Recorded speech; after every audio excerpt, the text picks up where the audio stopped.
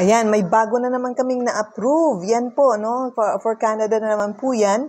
Na kung saan it's student visa po, no? Student visa with work permit. So ano ba yung student visa namin? Ano po siya, no? Mayroon kaming co-op programs in Canada na partner na kung saan nag-o-offer sila ng 50% work-based, 50% na student-based. So mostly sa kanila, parang ituloy-tuloy mo muna yung 50% na estudyante ka, and then after niyan, para siyang OJT, no? Para siyang training na for students yung gagawin nila sa iyo. Pero ang kagandahan lang po, paid work-based training po siya. So parang para ka rin nagtatrabaho pero mayroon kang allowances. Ganun po yung ginagawa ng student visa na pinaprocess po namin.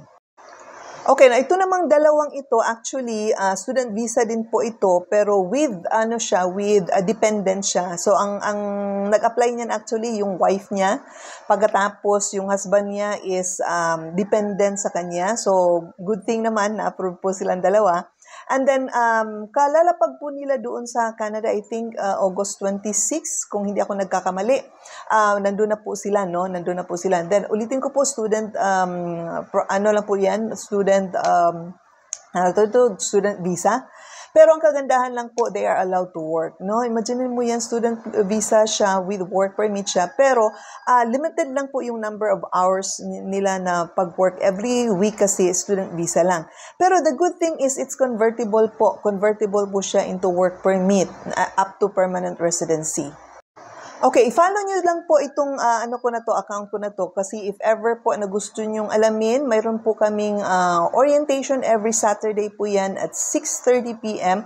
Via Google Meeting lang naman po yan. So, wala rin pong commitment yan. Ang maganda lang po pag once na umattend kayo, detailed na po yung explanation doon, including po yung mga expenses, including po yung mga step-by-step na mga process po. Nandun po lahat sa orientation na yun. Again, ulitin ko po, every Saturday at 6:30 p.m. po. So, comment lang po kayo dito sa sa video na to para po sa link po ng orientation. Now, this is for Filipinos po. Kahit po saang sulok ng mundo po kayo, pwede po kami mag-process. Kasi mayroon kaming na-process po na from Taiwan, nag-cross country po siya sa Canada.